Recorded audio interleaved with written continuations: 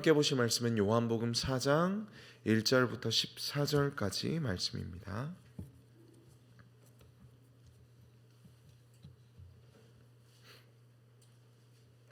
요한복음 4장 1절로 14절까지 말씀, 요한복음 4장 1절부터 14절까지 말씀 한 절씩 교독하여 읽겠습니다.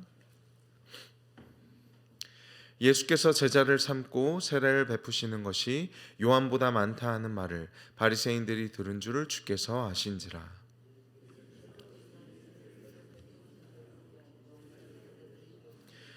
유대를 떠나서 다시 갈릴리로 가실새 사마리아에 있는 수가라 하는 동네에 이르시니 야곱이 그 아들 요셉에게 준 땅이 가깝고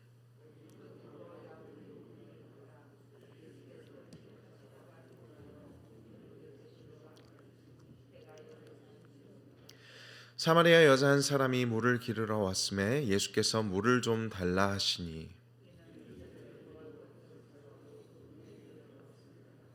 사마리아 여자가 이르되 당신은 유대인으로서 어찌하여 사마리아 여자인 나에게 물을 달라 하니까 하니 이는 유대인이 사마리아인과 상종하지 아니함이로라.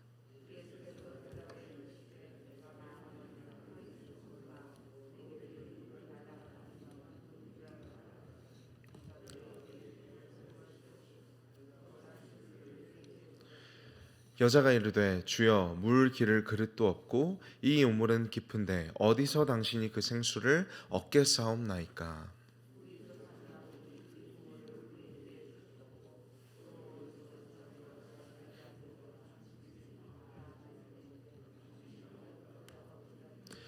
예수께서 대답하여 이르시되 이 물을 마시는 자마다 다시 목마르려니와 내가 주는 물을 마시는 자는 영원히 목마르지 아니하리니 내가 주는 물은 그 속에서 영생하도록 솟아나는 샘물이 되리라. 아멘. 사람이 어떤 존재인지 정의하는 많은 다양한 정의들이 이 세상에서 존재합니다. 과학에서 또 심리학에서 사회학에서 각자 학문에서 다 다르게 인간을 정의합니다. 그런데 성경은 인간을 무엇이라고 정의하고 있냐면 인간은 단 한 사람도 예외 없이 죄인이다라고 성경은 진단을 내리고 있습니다. 그래서 로마서 1장에서는 사람의 모든 생각이 허망하고 또 우리의 마음이 어두워졌다라고 말합니다. 우리의 생각이 허망하고 또 우리의 마음이 어두워지는 이유에 대해서도 로마서 1장은 이야기하는데요. 제가 로마서 1장 25절을 읽어드리겠습니다. 이는 그들이 하나님의 진리를 거짓 것으로 바꾸어 피조물을 조물주보다 더 경배하고 섬김이라. 모든 인간은 죄인으로서 그 생각이 허망하고 또 마음이 어두워지는데 그 이유가 무엇이냐? 하나님의 진리를 거짓 것으로 바꾸었기 때문에 말씀이 아닌 다른 가치관으로 일상을 살아가고 또한 피조물을 조물주보다 더 경배하고 섬기기 때문에 인간은 죄인이 되었고 인간의 생각과 마음이 허망하고 어두워졌다라고 성경은 말하고 있습니다. 쉽게 말해서 이것은 우리가 하나님이 아닌 다른 대상을 예배하고 있기 때문이다라는 것이죠. 이것이 성령 하나님이 이 성경을 통해서 우리 인간을 진단하신 우리 문제의 본질입니다. 성경은 우리 인간의 문제가 관계가 깨어진 것이나 건강을 잃은 것이나 물질을 잃은 것이나 심지어는 우리의 목숨을 잃는 것조차도 우리가 가진 문제의 핵심이 아니라고 말하는데 성경은 무엇이 문제라고 말하는가? 바로 우리의 예배가 잘못되었다라고 말하고 있습니다. 하나님의 진리를 거짓 것으로 바꾸고 또 하나님이 아닌 조물주가 아닌 피조물을 더 경배하고 섬기는 것, 즉 예배의 문제가 인간의 문제의 핵심이다라고 성경이 정의 내리고 있는 것이죠. 그리고 오늘 우리가 함께 읽은 이 요한복음 4장의 사마리아 여인의 이야기도 우리가 잘 알고 있는 예배에 대한 이야기입니다. 예수님은 유대를 떠나 갈릴리 지방으로 돌아가고 계셨습니다. 그리고 성경은 주님이 사마리아 땅을 지나가셔야 했다라고 기록하고 있죠. 그렇게 사마리아 땅을 지나 갈릴리로 향하고 계신 예수님은 인간의 몸을 입고 계셨기 때문에 정오의 뜨거운 태양과 또한 고된 여정으로 인해 피곤하셨습니다. 그리고 어느 우물 곁에 앉으셨는데 이 우물은 바로 야곱이 판 우물로 전해지는 곳이었죠. 그리고 그때 마침 이 우물가에 어떤 사마리아 여인이 물을 기르러 왔습니다. 그리고 이 여인은 우물가에 앉아있는 유대인이신 예수님에게 어떤 관심도 없어 보였습니다. 그리고 그때 예수님이 먼저 이 여인에게 먼저 말을 건네시죠. 짧은 요청이었지만 이 요청으로 시작된 대화는 죽음을 넘어서 그녀의 영혼을 변화시키는 대화였습니다. 예수님은 이 사마리아 여인에게 물을 좀 달라고 하셨습니다. 그리고 이 사마리아 여인은 자신에게 물을 좀 달라고 하는 이 유대인을 매우 이상하게 여겼는데, 왜냐하면 유대인들이 사마리아인을 잡종으로 또 이단으로 여겨 상종하지 않았기 때문이다라고 성경이 말하고 있습니다. 그래서 이 여인은 물을 좀 달라고 하시는 예수님에게 왜 유대인이 사마리아인에게 물을 달라고 하느냐고 퉁명스럽게 물었습니다. 그런데 이 유대인은 다시 한번 이해할 수 없는 말을 이 여인에게 말하죠. 이 여인은 먼저는 이 사마리아인에게 아무렇지 않게 말을 거는 이 예수님의 태도가 이해할 수 없었고, 이번에는 그가 하는 말을 제대로 이해할 수 없었습니다. 무엇이라고 말씀하셨죠? 너가 만일 하나님의 선물이 무엇인지, 그리고 지금 너에게 말을 거는 내가 누구인지 알았다면 내가 아니라 너가 먼저 나에게 물을 달라고 했을 것이고 나는 그 물을 너에게 주었을 것이다. 너가 만약에 하나님의 선물과 지금 너에게 말을 거는 내가 누구인지 알았더라면 내가 물을 달라고 하는 것이 아니라 너가 먼저 나에게 물을 달라고 했을 것이다 라는 것이죠. 여러분, 그러나 지금 이 여인은 하나님의 선물이 무엇인지 모릅니다. 그리고 지금 그녀에게 물을 좀 달라고 하는 이가 하나님이 육신을 입고 이 땅에 오신 분이라는 사실도 전혀 모르고 있죠. 그래서 그녀의 이어지는 질문이 더욱 의미심장하게 들립니다. 당신이 야곱보다 더 크니까. 이 질문은 역설적으로 예수님이 야곱보다 더 크신 이심을 우리에게 알려줍니다.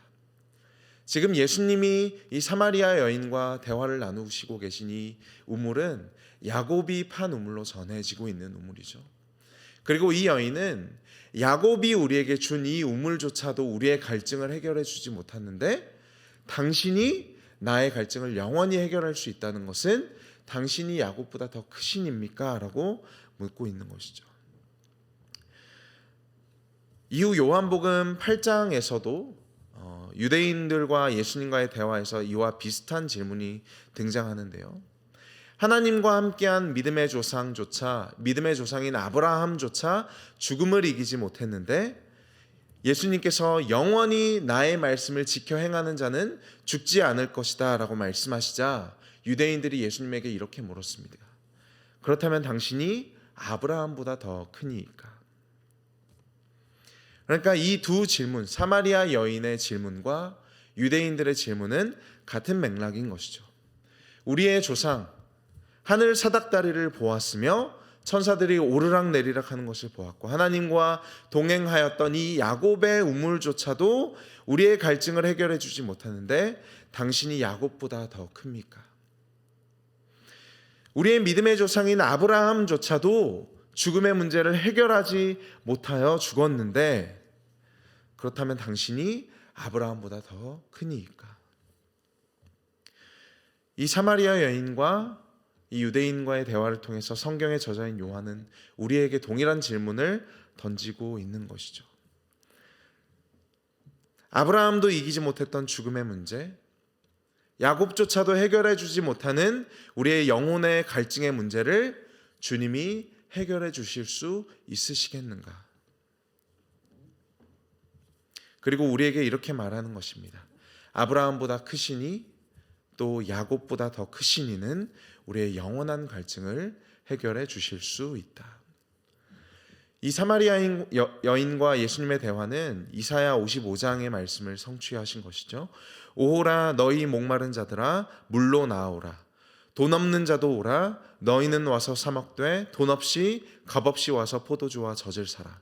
너희가 어찌하여 양식이 아닌 것을 위하여 은을 달아주며 배부르게 하지 못할 것을 위하여 수고하느냐. 내게 듣고 들을지어다. 그리하면 너희가 좋은 것을 먹을 것이며 너희 자신들이 기름진 것으로 즐거움을 얻으리라. 우리의 인생은 양식이 아닌 것을 위하여 고생하며 배부르지 못할 것을 위하여 수고하는 인생입니다. 그리하여서 우리의 생각은 허망하여지고 우리의 마음이 어두워지는 것이죠. 그러니까 앞서 말씀드렸던 것처럼 우리가 잘못된 대상을 예배하고 그것을 위하여 고생하고 수고하기 때문에 하나님의 자리에 피조물을 대신 두었기 때문에 우리의 인생은 기진하며 우리 모두 목자 없는 양과 같이 헤매이고 있다는 것입니다.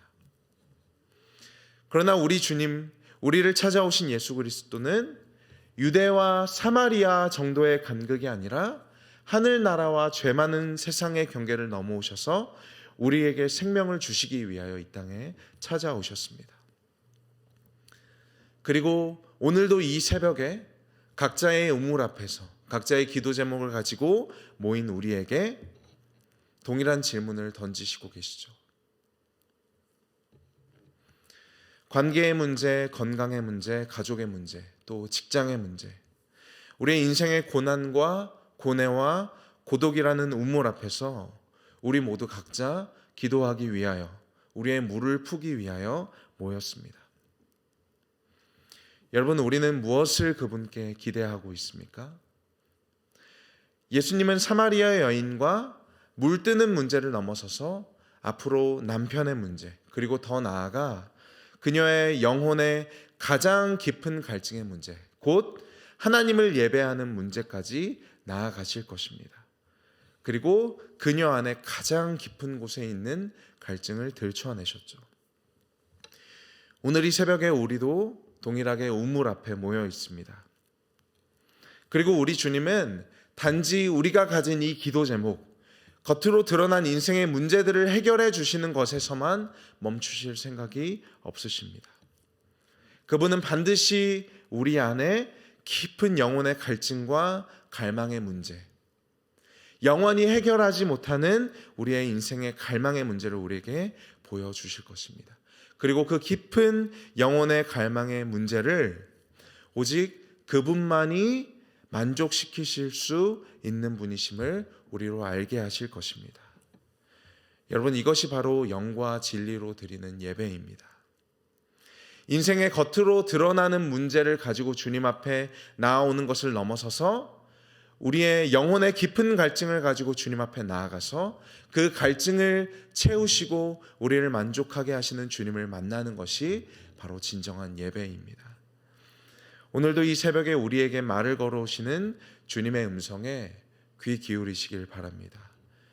그리고 여러분의 문제를 가지고 주님 앞에 나아가십시오.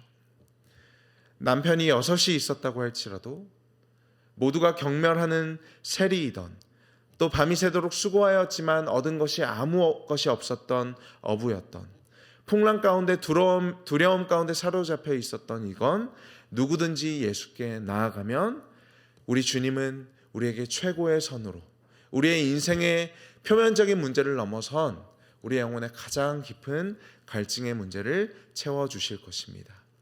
그 주님을 찬양하고 기뻐하는 것, 그리고 그분의 뜻을 알기를 즐거워하는 것이 영과 진리로 드리는 예배입니다.